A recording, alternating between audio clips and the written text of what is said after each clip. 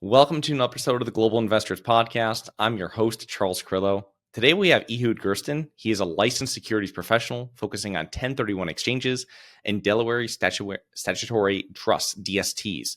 And previously, he owned and operated a successful law firm in San Diego, focusing on real estate and consumer rights. Today, he helps investors by providing expert guidance on real estate investments as a managing partner of Perch Wealth. So thank you so much for coming on the show today, Ehud. Thank you, Charles. Happy to be here. So you've done a lot of things. When I was going through your resume and your bio, give us a little overview on yourself, both personally and professionally, prior to getting involved in real estate investing and becoming a managing partner of your current firm. Sure. I'll do the short version as possible. So I went to law school. I used to live in New Zealand. I went to law school in New Zealand, then did my master's in law. I did another law degree at Boston University. Enjoyed studying in Boston, didn't like the weather, so a little too cold for me. So went out to California and took the bar exam in California, opened up my own law firm, practiced civil litigation for 15 years or so, and decided that I didn't want to be a lawyer anymore. So I enjoyed it at times, but it's a little bit there's other things in life that I thought were better suited for me just in terms of my enjoyment. But it was still an amazing opportunity. Got to help a lot of clients. And one day, one of my good friends, who's also an attorney that was retiring, he was selling his building in California, actually the office building where I was renting space from. And he asked me, I'm also a licensed real estate broker in California, and he asked me to help him with the sale. And I told him that I had the license for brokerage, but I never did anything with it. It was just to have, and for my own purchases maybe. And he said, no, please help me. I need help with the 1031 exchange.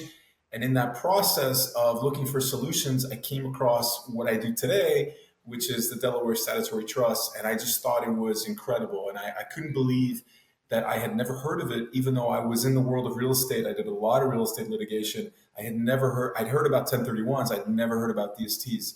So fast forward a little bit, got together with my business partner, Ben Carmona. We opened Perch Wealth. And it's been, several good years now that we've been helping a lot of clients with their 1031 exchanges by utilizing the DST, the Delaware Statutory Trust, as a vehicle for doing that. Nice. Yeah. Before we get into the specific strategies, can you kind of give us an overview of your company? You guys have different types of investments, asset classes, and kind of like some of the solutions that you offer to some of your investors. Yeah, absolutely. So we're primarily focused on real estate. So the bread and butter for our firm is really 1031 exchanges, specifically DSTs. That's really what we focus on, the DSTs. So we spend a lot of time and effort doing our due diligence, which we can get into about DSTs, but really DSTs is what we focus on. In addition to that, we really want to make sure that our clients have access to what we call alternative investments. So when people think of alternative investments, they think of, for most people, it's anything that's not stocks or bonds. So we do a lot of real estate through the 1031 side. We have private credit. We do structured notes, which are interesting to some folks. We have opportunity zone funds. Most of what we do is always going to be centered around real estate, but things like structured notes, private equity investments, things like that, we have access to those as well. So one of the strategies we haven't really discussed too much on this show is the Delaware Statutory Trust. I mean, can you break down what the DST is and kind of how it works together with, or how it differs from maybe just a regular 1031 exchange?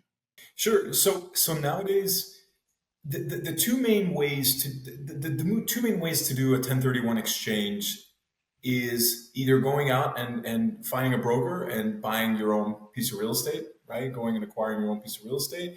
And really DSTs have become the second primary option for a lot of people for doing a 1031 exchange. And the DSTs have been around for basically, in one form or another, around 40 years. And Delaware created business trust law about 40 years ago. And the DSTs are an incredible structure because under Delaware law, and the DSTs, I've never actually seen a property in Delaware, but they're all formed under Delaware law, which is quite ironic, actually. But essentially, the whole purpose of the DST is to create a trust that acquires a piece of property, a piece of real estate, whether it's a multifamily in Dallas, Texas, or whether it's a industrial park in somewhere in Florida, for example. And they go out, they acquire these properties, and maybe they buy it for 20, 30, 40, maybe $100 million. And then it allows investors that are doing a 1031 exchange to invest on a fractional basis in these properties. So for most people, they can't, the vast majority of people, they can't afford to go out and buy a 20 or $30 million property, but they can sell their, $500,000 or $1 million property, do a 1031 exchange, and take the proceeds from that and put it into a DST, because a DST, the minimum investment is only $100,000. So if you're selling your property for $1 million and you want to get into what we call institutional grade real estate, like the multifamily in Dallas, like the industrial park in Florida, like the self-storage in Texas, wherever it may be, then it allows you to put in $100,000 maybe in one or in multiple properties on a fractional basis, and still you fall within the guidelines of a 1031 exchange. The IRS blessed DSTs in 2004, said that it was a legitimate, viable way to do a 1031 exchange. And I hope I threw a lot at you, but hopefully I answered your question. Yeah, no, this is great. Thank you so much. One of the things I had was when you're putting it into, so sell a property and I put into a DST, and then I can choose which types of assets it goes into. What are the kind of rules kind of go along with this? Because 1031 is just, it's littered with rules. You know what I mean? And so, how does this work? And what type of assets can I then put? I can start the whole process with selling. That's a great question. And from a 30,000 foot view, when somebody is considering investing in a Delaware Statutory Trust, we're still in the world of 1031s. We're still in the world of real estate. So I tell folks the DST is just a nice acronym. It's a term for a way to structure these investments. But we're still, everything that applies to 1031 exchanges in terms of the rules, that you have to fall under the IRS, and everything that you would normally consider when investing in a piece of real estate, those all still apply. And so when somebody sells their property, let's assume they want to invest in a DST. They still have 45 days to identify the replacement property or properties. They have 180 days to close. Those same rules still apply, and they want to fully defer any potential taxes. They would have to invest the whole amount that they have sitting with a qualified intermediary into a DST. What's different about a DST compared to, let's say, a traditional 1031 exchange? Whereas in a traditional 1031 exchange, let's assume, Charles, you're selling your $10 million property, and you sell it, and then as soon as you sell it, there's a 45-day clock that starts ticking, that you have to start identifying a property or properties you want to invest in. And so you would probably go out, hire a real estate broker or a real estate agent, and start looking at investment options. One of the things about DSTs is that, think of it like a menu. You go into Cheesecake Factory, maybe not as big a menu, but you go into Cheesecake Factory, you have a whole bunch of different offerings, different properties that you can look at. And that's what we bring to our clients. So for example, we might have different multifamilies. We might have self-storage. We might have industrial properties, triple net retail. And they're located in different parts of the country. And so when an investor comes to us, for example, and says, you come to us, say, I want to invest my $10 million exchange in DSTs. We will build out for you a portfolio that's specific to you, that says, okay, here are your options, Charles. You can invest $1 million in this multifamily in Texas. You can invest in this industrial property in North Carolina, wherever you decide is best for you, obviously with our guidance and our help. And then you can take that $10 million investment, and rather than going out and potentially buying only one, maybe two, maybe three properties by buying direct, with a DST, you can buy a lot more than that, because the minimum is only $100,000. So one of the benefits of that is that you're mitigating your risk. You're diversifying your investments over multiple DSTs.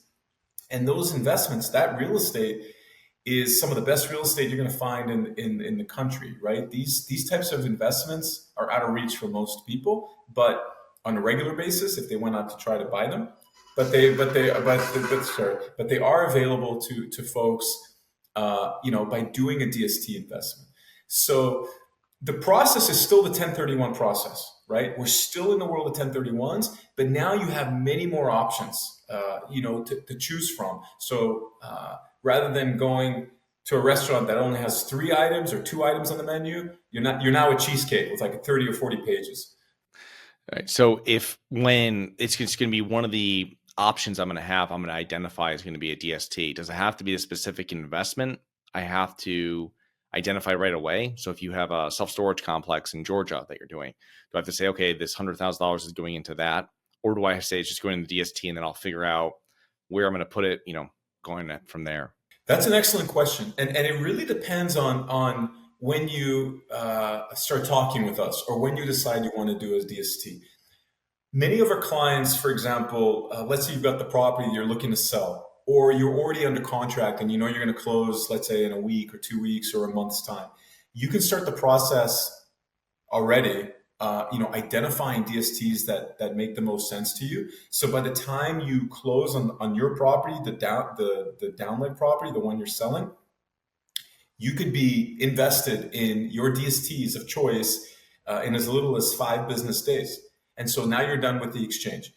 Now let's assume that you're already in your 45 days and you're looking at options. You've sold your property. Now you're trying to find options that might make the most sense for you. And you want it to go direct, but now you're running out of time or you're running out of options. You can look at DSTs and say, okay, here's a backup just in case. If you still want to do the direct purchase, you can still use the DSTs as a backup identified within the 45 days, right? So that way, in case your other deals don't go through, the ones that you're planning on buying direct, you have the DST as a backup. Or you're in your 45 days or you're on day 43, right? And you just haven't found what you're looking for and you just found out about DSTs, you can say, okay, I want to go into these DSTs, and you identify them and you close on them, like I said, fairly quickly. Now, you still have the 180-day time limit to close on a piece of property on a DST. But the reality is that when you identify a DST, the equity in these DSTs, for most of them, not all of them, tends to move very quickly. So most of the time, if you identify a DST, we tell our clients, the sponsor, the companies that put these things together, these DSTs, we call them sponsors. If they have a lot of demand and a lot of requests to go into that DST, you're not going to have 180 days to decide, right? You can identify it and say, okay, I want to go into this investment. So what are some of the fees associated with investors utilizing a DST? Because for 1031, they're pretty minimal as I understand it. So what do you see for kind of when people are adding in the DST? Also a great question. And you will see higher fees with DSTs only because it does take money to bring these things to market. So some of the typical fees you're going to see operational and fees for putting these deals together. So legal, accounting, marketing, those sorts of fees are what we call, they're baked into the offering price. So that's one of the fee sets you're going to see. There's going to be fees for us, for example, just like you would pay a real estate agent or a real estate broker for helping you. There's commissions that are paid to people that do what we do, right? To the DST brokers. You're also going to see asset management fees, for example, that the DST sponsor is charging for managing all of this. And one of the other fees, which it's technically a fee, but really what it's designed to do, it's a reserve account. So some of the money that goes into DSTs will be allocated towards a reserve account, which is held for, it's essentially a rainy day fund. And if something happens, the trustee can access those funds on behalf of investors.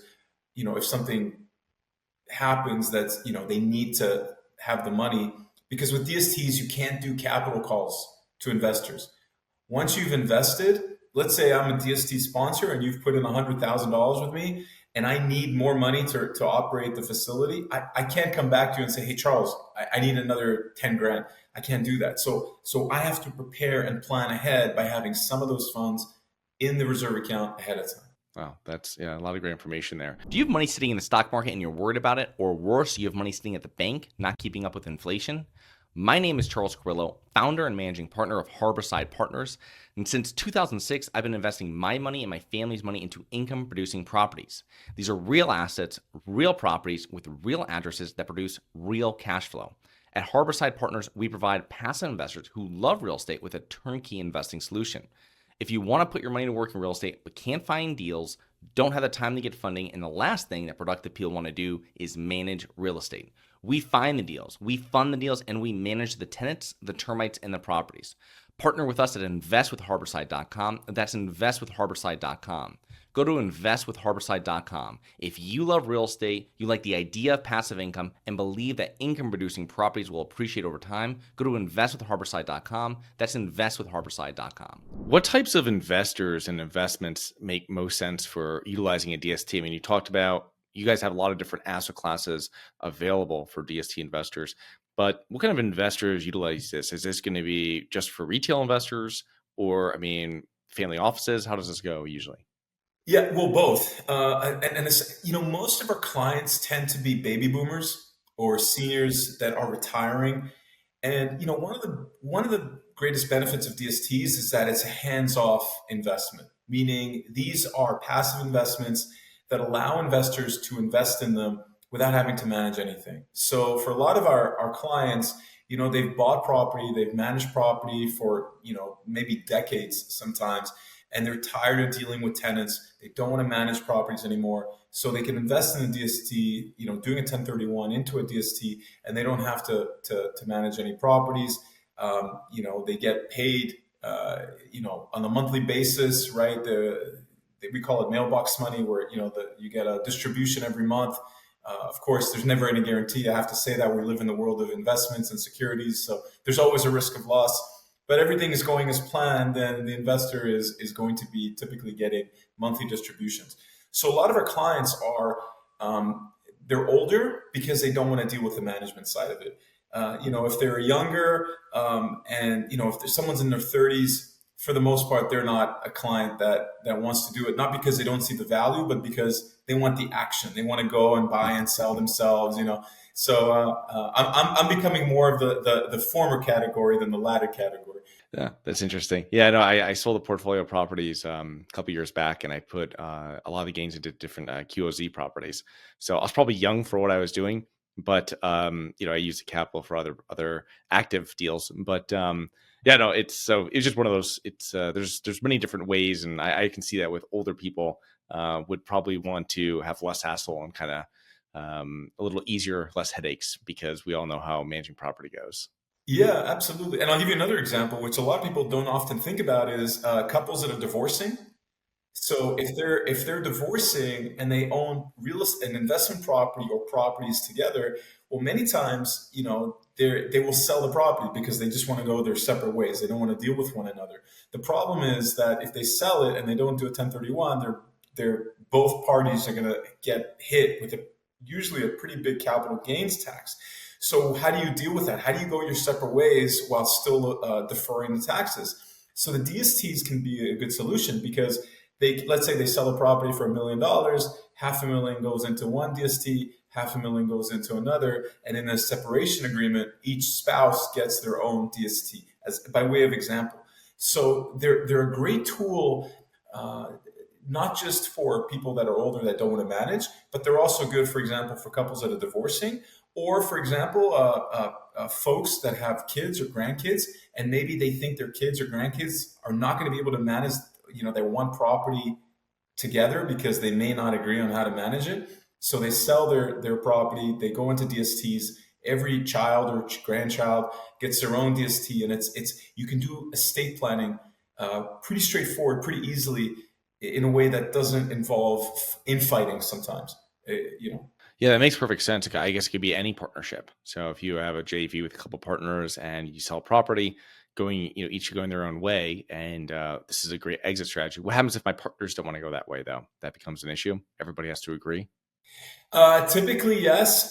We won't dig too deep into the weeds, but there is a way to do what's known as a drop and swap. We've had those occurrences before where people, two business partners, they own a piece of real estate together, maybe in an LLC, maybe in some other, maybe in a corporation, and they want to go their separate ways, and they own it jointly. So there's ways to do a drop and swap, which is basically, you're bifurcating their ownership interest, right? They're each getting their own ownership interest. That's more of a legal process that you want to plan ahead of. before you even list the property, and preferably, and you do a 1031 exchange. But there are ways to separate ahead of time, and if you plan it right, like anything, then it can be done. But we've had a few clients that have done that, where one partner wants to do a 1031 exchange, the other one does not want to do a 1031 exchange. So, and if they only jointly own the property, then there's a way for them to each go their separate way. Yeah, that makes a lot of sense on that. One of the things when you're getting into different tax strategies like this, and it's really understanding if there is an exit strategy, because the 1031, the exits, I mean, kind of pretty much death, right? You keep on 1031ing, and start with a $500,000 property, and hopefully 30 years, 40 years later, you end up with $5 million worth of property and a $4.5 million gain or something. So the thing though is that what is the exit strategy on something like this? So if it's DST, if someone passes away, or if you want to remove money from DST, like kind of how does that whole process work? Yeah, absolutely. One of the things that's important to remember with DSTs is that, like all real estate, it's not a liquid investment. And so when somebody invests in a DST, they should anticipate being in that investment typically anywhere from 5 to 7 years. So the exit is really determined by the DST sponsor, the company that's managing that investment. So for example, if you decide to invest in a self-storage facility in Texas and you put in $100,000, once you've invested, you really need to wait for the DST sponsor to determine when is the optimal time to sell. So typically that happens in anywhere between year 5 to 7. And that determination is really made based on two things that might happen. Usually it's either the sponsor says this is a good time to sell, we can get a good return for our clients, our investors, they sell it, or they get an unsolicited offer to purchase their property. But people need to understand that there's no secondary market for DSTs.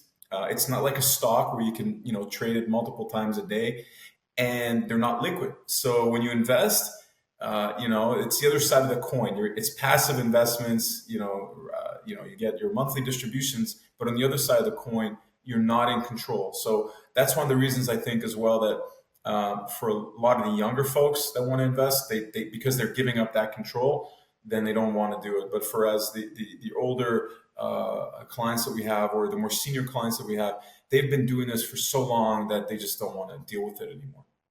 Yeah, no, I imagine. So when you're dealing with different investors, I imagine you'll have some that have some in their company and they have a big gain. I mean, what happens there if they don't have a property? How does that work? What kind of tax efficient solutions are available for someone like that? Well, it's what you did. You can invest in a QOZ. So if you're in the world of real estate, if you sell real estate, I think the best way to defer taxes is doing a 1031 exchange. I think that's really the optimal way of doing it. And a DST, if it's for that person, then that's a really good way to do it too. But as a general proposition, 1031 exchanges are amazing. That's the reason it's been around since basically 1921. I mean, this is a very old piece of legislation in one form or another.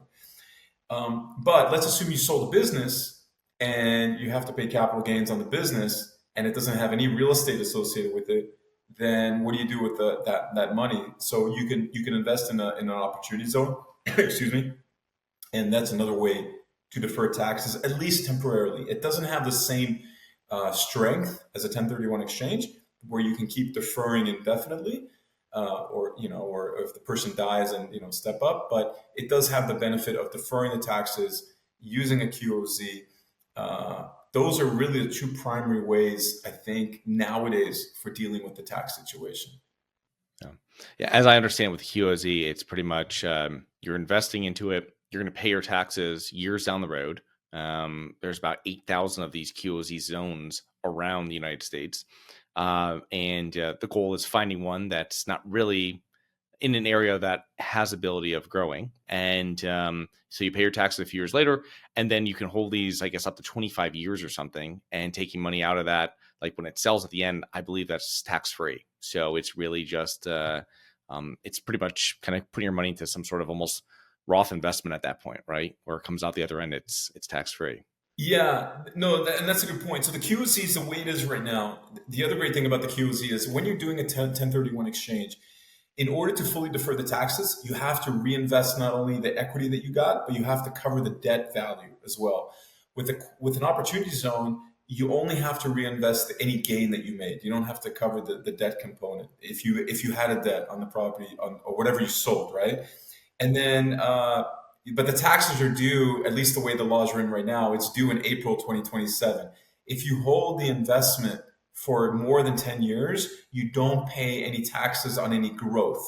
So for example, if you invested $1 million in a property, you held it for 10 years, and in 15 years, or 15 years, whatever, well, let's say in 10 years, that property is now worth $2 million, you don't owe taxes on the growth from $1 million to $2 million. You owe it on the first million, which you would have paid in April 2027, but nothing on the growth.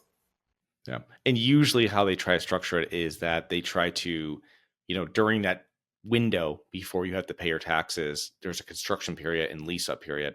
And hopefully, you're getting funds back out to pay your taxes when they move to, from construction to permanent financing. And that's where you're kind of getting that refinancing, enough money. That's how the whole plan is supposed to work, where you can then pay your taxes. So, but very interesting structures, and definitely, different control. Obviously, that 1031 has most control, so that makes perfect sense what you're saying if you're active. But also, the QOZ and the DST are perfect examples of other solutions.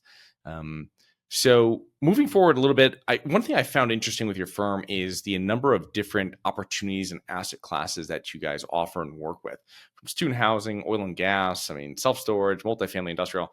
With that, I imagine, you alluded to this before, you have strong partnerships, which are crucial to your success. And you have, and especially with these sponsors. What advice do you go, and how does your firm really successfully vet these partners and sponsors that you're ultimately putting your investors' money alongside? Well, that's the not the $64,000 question. That's the $1 billion question, right? Because you hit the nail on the head. Whoever is managing the asset is it's paramount. For example, you could have the best piece of real estate. You can own a building in Times Square or Madison Avenue, some of the hottest real estate in the country. But if you've got a management team that doesn't know what they're doing, it won't matter. On the contrary, you could have a property that's not in a great location, but you have a good property manager or asset manager that can make it better, so to speak. So one of the things that we do is we spend a tremendous amount of time with the sponsors that we work with. We've worked with quite a few of them actually for a very long period of time. So we know them, we know their management team, we know how their underwriting department works, we know their due diligence process. And those things are really critical, because when you're going to invest, because remember, you're not investing with Perch, you're not investing with our company. We're here to act as consultants and advisors to you in determining which company to invest with. But if you're investing, for example, Cantor Fitzgerald, then we, that's a company that we work with because we believe, at least historically, that they've done a very good job in their underwriting process, in their evaluation process for these pieces of real estate. And just like you mentioned, Charles, there's a lot of different asset classes you can pick from, like the oil and gas one. I'll use that as an example. Most people don't know that you can 1031 exchange into oil and gas mineral rights. And so that brings up an entire asset where now you're not just involved in the underlying real estate, but now you're essentially involved in the commodity investing, right? So even though you don't own the actual oil and gas, you're not buying oil and gas, but you own the mineral rights for that oil and gas. So depending on the price of oil and gas, you can make money there. Multifamily, self-storage, triple net retail. And again, going back to my previous point with the DST, you can diversify your investment into these different asset classes. So you're not just in one asset class in one geographic location. You're spreading your risk. Yeah, that's great information. You're obviously have access to more resources. You're putting investors' money with this. You're going to have a different type of due diligence versus maybe that passive investor that's going to any sponsor, maybe not just with your firm or anybody where they're going. What are some advice that you would give, maybe if you were passively investing into someone's deal, that you would look at that someone on that retail front could do themselves? Absolutely. Well, I have invested personally in DST, so I can tell you from my perspective. It's just like any other investment. The one thing you want to know is who's the sponsor, what's their track record. It should be pretty verifiable, right? They should be able to provide you with their historical performance. So that's number one. You want to know who the sponsor is, like how have they done? Obviously, their past performance is not a guarantee in how they're going to perform in the future, but success leaves breadcrumbs, right? That old saying. So you want to look for success. And look, even if they've had a miss, for example, during COVID, some sponsors got hurt by, they weren't collecting rent, and therefore some investors were not getting paid. You want to look at what were the circumstances. If they did lose, why did they lose? What was the circumstances surrounding that? So the sponsor is number one. The other thing you want to look at is where is the investment located? So if it's in a growing area, right? If it's in a growing area with a large growing population and you're investing in multifamily, you need to understand what is going to make sure that there's still demand for these apartments, right? For this multifamily complex. What's the competition around there? Is there any competition? Is there new competition that's slated to come online? So these are things that we look at. We also look at the geographic location, right? I mean, if we look at things, I'll give you an example. We look at things like the taxes, right? There's some counties, for example, in Texas that are notorious for going after landlords for raising their taxes. So, and there's some really good places to invest, but you want to make sure you understand that going in. But it goes back to the sponsor, because if the sponsor is a good sponsor and knows what they're doing, then everything else has already fallen into place because they would have done their due diligence before they bought the property to begin with. Yeah, that's a lot of great information. It's also the property manager. I found, if, like you said, and you spoke about this before, it's that property manager can make or break the property, and it's a sponsor that's really going to be overseeing that property manager. And it's, those two working together really decide whether that property is going to be successful or whether that property is going to fail. What I found in my experience over the years. 100%. That's the thing. So in the same assessment that you do, or any other investor would do before investing in a passive investment, not just real estate, any sort of passive investment. If I'm going to go buy any investment or invest in any investment, I want to know who's managing my money, because that's ultimately, because we don't invest just in companies. We invest in the people that are managing that, right? So we have to make sure that the human beings, the brains that are running this operation, have a clear understanding of what their objective is, and that they have a clear understanding, and they can deliver that to their investors. Right. No, it's a lot of great information. So how can our listeners learn more about you and your firm? Well, first of all, our company's name is Perch Wealth. They can go to Perch Wealth, perch like a bird perched on a tree, PERCH wealth.com. They can email me. My name is Ehud Gersten. It's egersten@perchwealth.com. They can call our main line. We have our website. We have a pretty strong presence on social media. If you have any questions or interests, we put out a lot of content, educational content for our clients. We spend a lot of time making sure that investors that invest with us, and even people that are curious, they just want to learn more about DSTs and how it might be a solution for them, they can go to our website. That's really probably the best way to learn more. We have a YouTube channel, so just type in Perch Wealth, and we'd be happy to help. Yeah, it's a lot of great information. Thank you so much. Yeah, your website is very informative. I was on it yesterday in preparation for this episode. So if anybody, the thing though I found with preparing to make a tax efficient kind of activity when you sold the property is to do that months and months in advance and figure out exactly where the money's going to go. So if you have any kind of future that you're going to be selling something or coming into any kind of capital that way, it's important to find different sponsors and different groups that you can work with to make it as tax efficient as possible. So thank you so much for coming on today. And looking forward to meeting with you sometime here in the near future. Likewise. I really appreciate the opportunity, Charles. And thank you again. Hi guys, it's Charles from the Global Investors Podcast. I hope you enjoyed the show.